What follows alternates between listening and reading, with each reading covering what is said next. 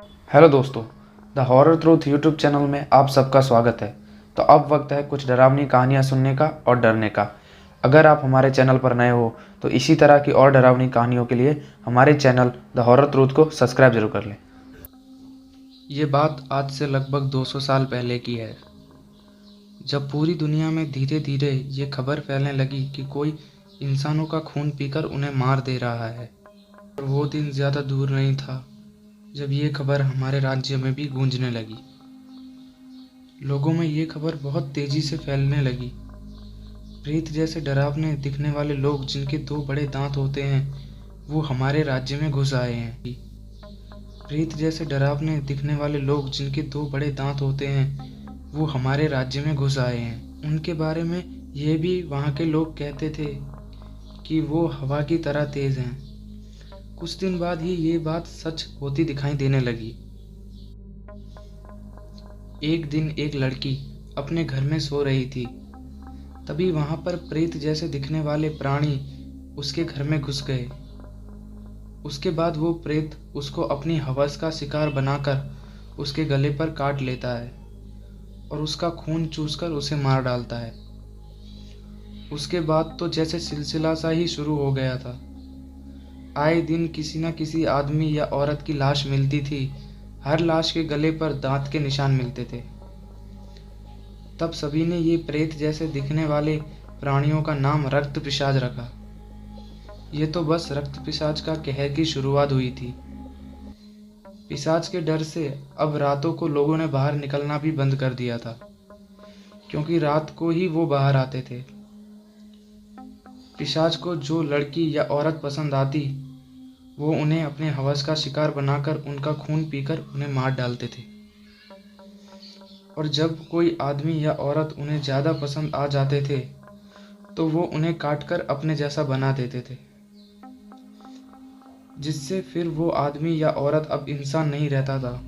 वो उनके साथ उन्हीं जैसा बन जाता था और उन्हीं पिशाचों की तरह पिशाच बनकर इंसानों का खून पीने लगता था। ये बात जैसे ही हमारे राजा को पता चली तो उन्होंने इस बात की तहकीकात करने के लिए अपने सिपाहियों को इस बात की सच्चाई पता लगाने के लिए भेज दिया। उन्हीं सिपाहियों का सेनापति, जिसका नाम सत्यप्रकाश सिंह था, वो बहुत ही ज़्यादा बहादुर और निडर था। उन्होंने राजा की आज्ञा का पालन करते हुए इस बात की तह तक जाने का विचार बना लिया। ये राज्य में अपना भेष बदलकर प्रजा के बीच चले जाते और वहां उनको पिशाच के खौफ का कहर पता चलता। इस बात में सच्चाई है या नहीं है, ये जानने के लिए 5 सिपाहियों को जंगल में भेजा गया। इन्हें लगा कि शायद कोई खूंखार जानवर हमारे राज्य में घुस आया है। जंगल में चारों तरफ सन्नाटा और अंधेरा था। जब वो 5 सिपाही जंगल में थोड़ी दूर पहुंचते हैं तो उन्हें किसी इंसान के चीखने की आवाज़ सुनाई देती है।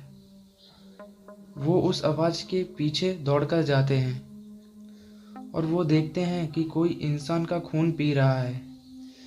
ये देखकर वो भाला लेकर उसकी तरफ दौड़ते हैं, पर वो अचानक से कहीं गायब हो जाता है और वो इंसान वहां मर चुका होता है। ये सिपाही कुछ सोच पाते कि वो क्या बला थी, उससे पहले सबसे पीछे खड़ा उनका सिपाही गायब हो जाता है और थोड़ी देर बाद इनके ऊपर ही उस सिपाही की लाश गिरती है, जिसके गले में वही काटने का निशान था। ये देखकर चारों सिपाही बहुत ज़्यादा डर जाते हैं। वो हर तरफ देखने की कोशिश करते हैं और उन्हें कुछ नज़र नहीं आता। तभी सामने से बहुत तेज़ एक पिशाच उनकी तरफ हमला करता है और एक सिपाही को पकड़कर उसका खून चूसने लगता है। बाकी सिपाही उस पर अपने भाले चलाते हैं पर उसे कुछ नहीं होता। तभी पीछे से एक और औरत पिशाच उनमें से एक सिपाही पर हमला करती है और उसे मार डालती है।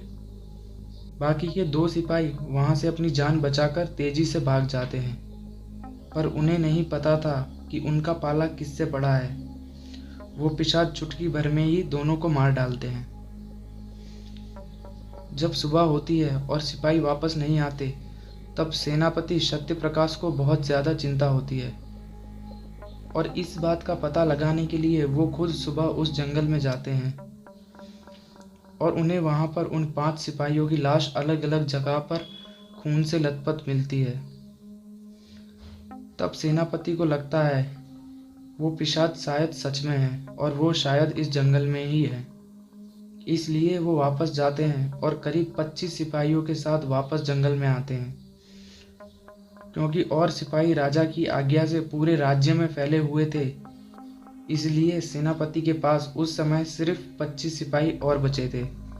सेनापति जंगल में वापस आकर 25 सिपाहियों के जरिए जाल बनाते हैं ताकि वो उन पिशाचों को फंसा सके। वो घड़ी भी आ जाती है जो सेनापति सहित उन 25 सिपाहियों की जिंदगी या मौत तय करने वाली थी। रात होती है और सारे सिपाही छुपे रहते हैं, पर पिशाचों के आगे एक भी जाल इनका साथ नहीं दिया। पिशाचों ने सिपाहियों के खून को सूंघ लिया था और वो जहाँ छुपे थे वहाँ पहुंचकर उन्हें मारने लगे। धीरे धीरे सिपाहियों में भगदड़ मच गई। तब सेनापति ने उन्हें अपने पास आकर एकजुट होकर पिशाचों से लड़ने को कहा। जब बचे सिपाही सेनापति के पास आकर खड़े हुए तो उनकी गिनती 25 से अब 13 हो चुकी थी। तभी उन्हें चारों तरफ से अजीब अजीब आवाज़ सुनाई देने लगी। उसके बाद एक सिपाहियों को जमीन से पेड़ पर खींचकर पिशाच ले जाने लगे। सेनापति ने तब सिपाहियों को पेड़ से दूर खड़े रहने को कहा और कहा कि वो ऊपर ही हैं, अपने हथियार तैयार रखो। अब तक सिपाहियों की संख्या 6 हो चुकी थी। तभी 3 पिशाचों ने उन पर सामने से हमला कर दिया। सिपाहियों ने अपनी पूरी ताकत से उनसे लड़ने की कोशिश की, पर उनके हथियार उन रक्त पिशाचों के आगे कुछ भी नहीं थे। उन पिशाचों ने एक एक करके सेनापति सहित सभी सिपाहियों को खत्म कर दिया।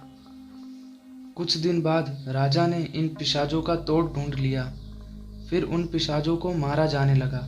धीरे धीरे पिशाच गायब होने लगे, पर कहते हैं कि पिशाच आज भी हमारे बीच इंसानों की तरह ही रह रहे हैं। वो समय आने पर ही बाहर आते हैं। तो दोस्तों, आज की हमारी ये कहानी यहाँ पर ख़त्म होती है।